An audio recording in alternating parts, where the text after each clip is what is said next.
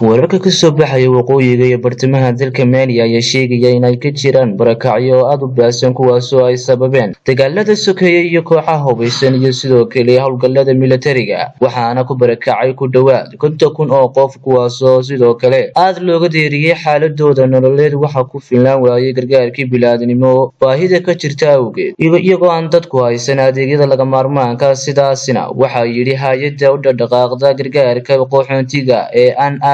balse tirada cusub ee barakacyaasha ayaa ka badan 60% marka loo eego tiradii hadda ka hor ee sanadkii hore la soo saaray taasoo ay diiwaangelisay hay'adda NRC